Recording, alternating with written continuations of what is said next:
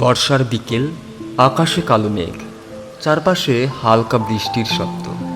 কলেজের লাইব্রেরির এক কোণে বসে বই পড়ছিল অর্ণব। সে ছোটবেলা থেকেই শুনে এসেছে প্রেমে পড়া বারণ, প্রেম মানুষকে দুর্বল করে দেয়। অর্ণবের বাবা মায়ের সম্পর্ক ভেঙে যাওয়ার পর থেকেই সে বিশ্বাস করত প্রেম শুধু কষ্টই দেয়। তাই সে নিজের মনকে কঠোর করে তুলেছিল। পড়াশোনা, স্বপ্ন আর নিজের লক্ষ্য, এই ছিল তার পৃথিবী।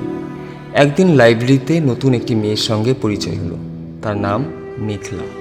শান্ত স্বভাব, চোখে এক অদ্ভুত মায়া। প্রথমে শুধু বই নিয়ে কথা হতো, তারপর ধীরে ধীরে বন্ধুত্ব।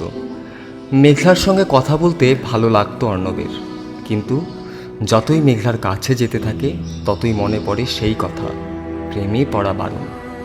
তাই সে দূরে সরে যেতে শুরু করলো। একদিন মেঘলা জিজ্ঞেস করলো, তুমি কি আমাকে এড়িয়ে চলছো? অর্ণব কিছুক্ষণ চুপ থেকে বলল, আমি কাউকে ভালোবাসতে চাই না, প্রেমে পড়া আমার জন্য বারণ। মেঘলা মৃদু হেসে বলল, ভালোবাসা কি কখনো কারো অনুমতি নিয়ে আসে? কথাটা অর্ণবের মনে গভীর দাগ কাটল।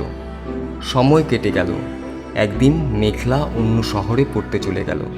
যাওয়ার আগে শুধু একটি চিঠি রেখে গিয়েছিল।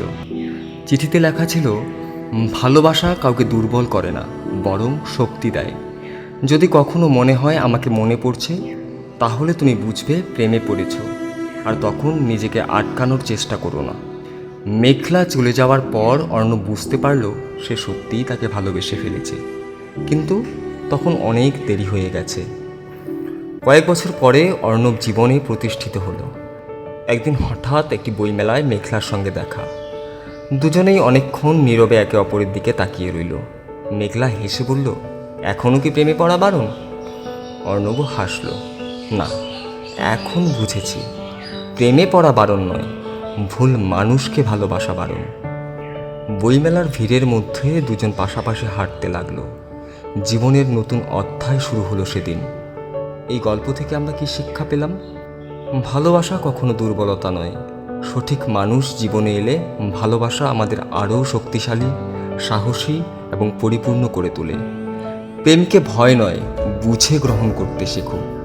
যদি তোমার জীবনেও এমন প্রেমের গল্প থাকে তাহলে কমেন্টে লিখে জানাও। আর ভিডিওটি ভালো লাগলে লাইক, শেয়ার এবং সাবস্ক্রাইব করতে ভুলে যেও না।